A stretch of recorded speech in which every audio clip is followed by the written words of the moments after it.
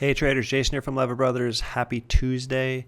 Lots of movement out there. The S&P dropped 450 points the first 3 weeks of December and has since V-bottomed and bounced about 250 points. Many breadth indicators plunged to levels not seen since the depths of the financial crisis and have since bounced either a little bit or a lot depending on which one you look at. In this video, I'm going to do an update of my State of the Market series. Let's take a snapshot of what's going on right now. So here's the S&P 500. Okay, we got a big rally 2017, and then since then we've pretty much had a large top, okay, allowing for a little bit of wiggle room depending on how you draw the bottom of the pattern. But most of 2018, got to admit, was just a big top, a big range. Then we got a big move down end of December, big move up end of December, beginning of January, up until now. Okay, in my opinion, from this point, it would be too easy for the market to just come up to resistance here and roll over. Okay, everyone out there who has some little bit of knowledge of chart patterns is looking at the exact same charts. They see this former support level turning into possible resistance. They see the declining 50-day moving average. Everyone is saying, hey, we'll go up to here, we'll roll over. To me, that's too easy. Okay, it's almost bordering on being amateurish. Okay, if the market wanted to piss off the most number of people, it would just keep pressing higher, higher, higher, higher. It would just keep pressing higher. Because once the bottom was in, soon after, you had a lot of wannabe longs on the sideline who were wishing for like a little bit of a pullback. Come on, just give me a little bit of a pullback so I can get long. And the market just went up, up, up, up, up. And of course, the shorts are going to try and reload up here at an area that should be resistance. So if the market really wanted to piss off a lot of people, for the most number of people, it would just keep pressing higher here. It would cause the shorts to have to cover, and it would just not pull back enough to allow longs to get long. Okay, but in any case, we need to respect the price action right here. We could get a pretty decent move quickly in either direction. Okay, we're kind of at an inflection point here. We had a big move down, big move up. This is a key moment. It's not a time to put your foot down and say, to believe that the market is definitely going to do one thing or another. Okay, respect the possibility that price could move 100 points in either direction from the current level. Gun to my head, I say we go higher just because that would piss off the most number of people. Okay, here's the weekly charts, weekly S&P, weekly Russell. The 50-week moving average was really important, for both of them. You can see the arrows here that created support over the course of a couple of years. So those moving averages are way up here. Okay, they're just kind of a frame of reference. Okay, maybe they act as magnets, maybe they don't. It does put in perspective possibly what could happen. It also tells us that the trend actually is down right now.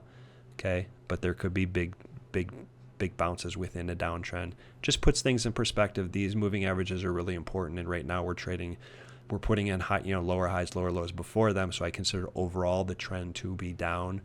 Okay, but as I said with the last slide, respect the possibility that the market could pop in the near term. Okay, because you can get big pops within a downtrend. Okay, but if we do get a pop, then these moving averages could come into play at a later date. All right. S&P 500 up top here. In the middle, we have the 10-day moving average of the advanced decline line.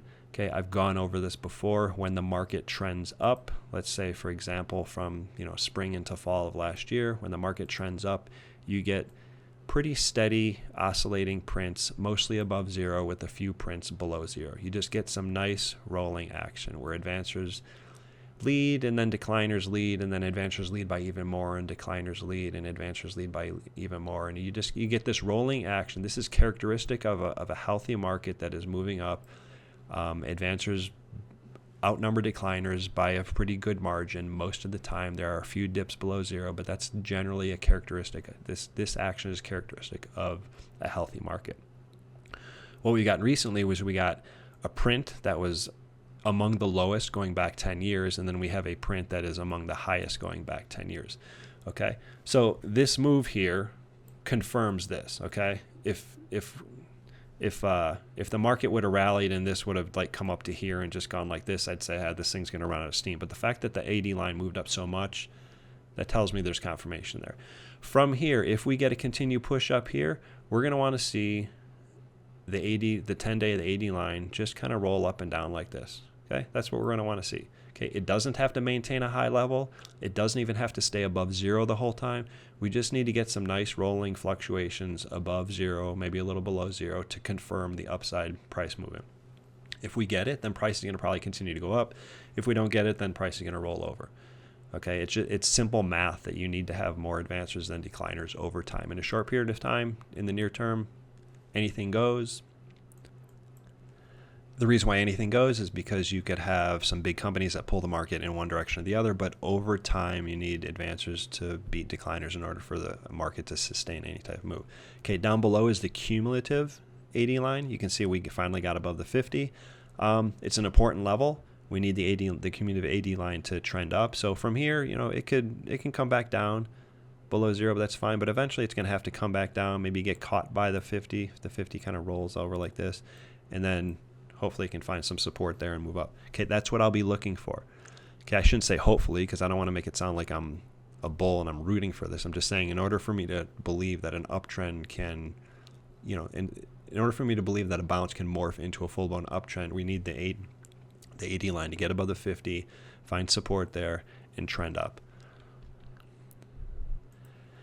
Okay, here's the SP up top with the new highs in the middle and new lows down below. You can see when the market is very healthy, we get these oscillations of the new highs at a fairly healthy level. When the market is doing well but not extremely well, we still get these oscillations of, at decent prints, not really high, but decent.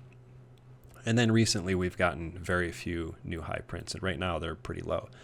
Okay, so if the current bounce, which looks great, has gone from 2350 up to 2600, so that's 250 points. If this is going to morph into a full-blown rally, we're going to need to see new high prints, up at least up here. Okay, at some point in time, new highs are going to have to expand. We're going to have to get some movement at a higher level in order to confirm the market uptrend. Okay, if you don't get new high prints, eventually it's just going to weigh on the market. You get one of these situations where the market goes, up and up and up, and then new highs are down here, and you get a really bad divergence, and then the market's just going to crash afterwards. Okay, so this is what I'm looking for. We're almost 3 weeks into this bounce. We need to start seeing an uptick in new highs. Otherwise, the bounce isn't going to last that much longer. Okay, here's the high-low differential. So it's highs minus lows. It's basically the similar chart to the last one. It's just displayed differently. Like the last one, when the market's doing really well, you get prints well above zero mostly. When the market's doing okay, but not, decent, but not great, you get oscillations at a lower level. So going forward, we're going to need to see oscillations at least here. Okay, at least there. Okay, if this thing rolls over and does something like this, and we just don't get anything, then the market's not going to go anywhere. Okay, at some point the new highs have to expand. So far it's not happening. We need higher prints, and we need to maintain higher prints. Here's the last chart done in different form. Here's the cumulative high-low. Okay, if you look back to 2015 here, you can see we trended down below the 50. Okay, we came up here, got rejected by the 50, and then trended down again.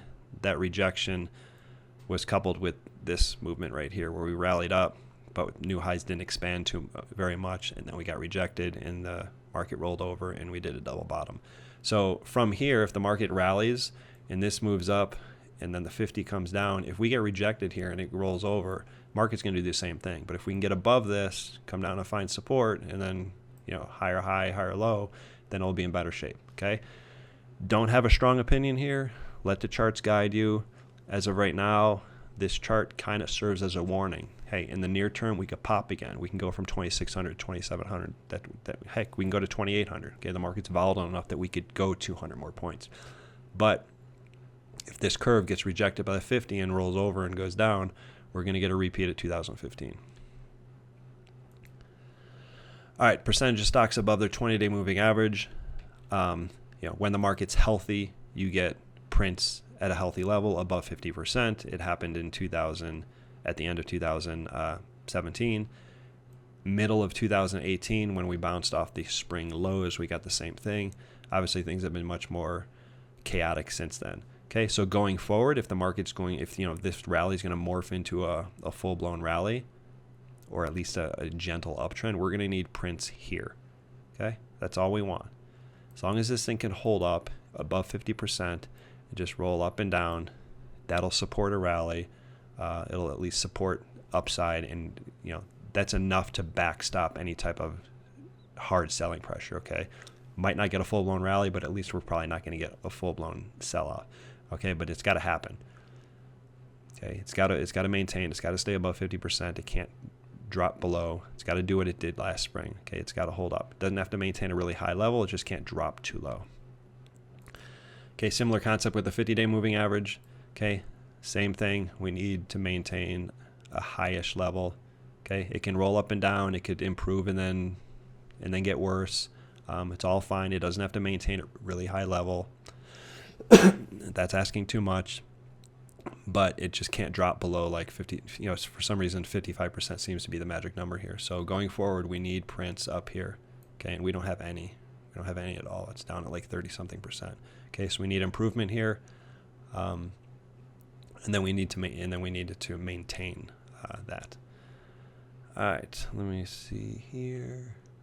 Okay, one more chart. This is SP 500 up top with the 10-week moving average of NYSE new highs.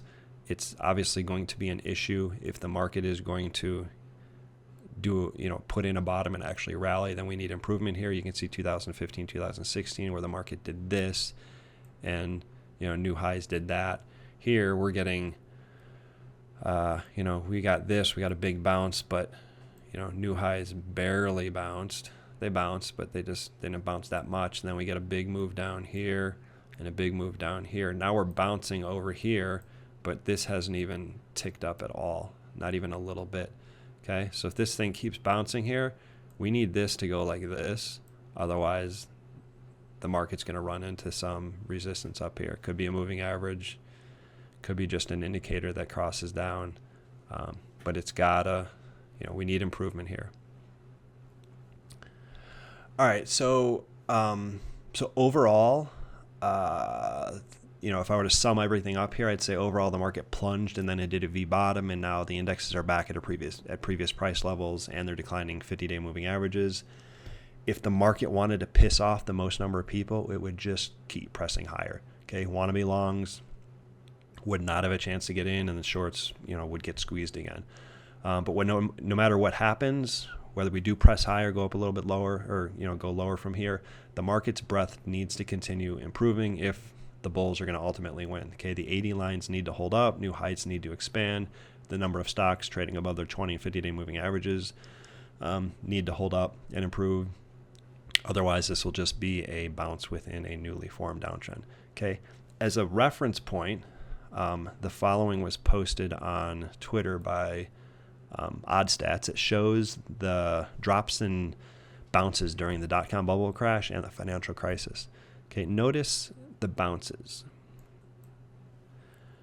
Okay, so during the financial crisis, you had a big drop, and then you had a bounce that lasted 49 days, then a bounce that lasted 6, and a bounce that lasted 30.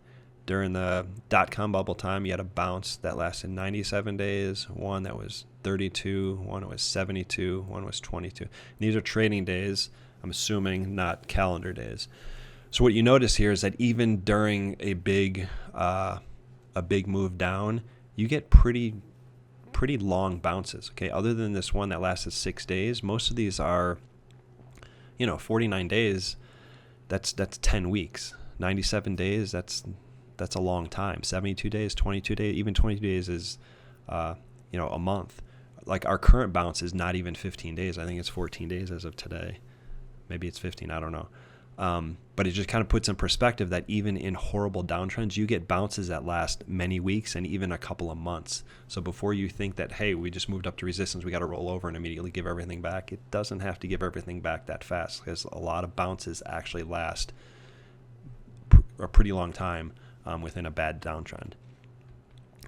All right. Thanks for listening. If you like the video and want me to do more, give it a like and share it with your trading friends. You can also subscribe to the channel right here at YouTube and be alerted of new content when it's posted.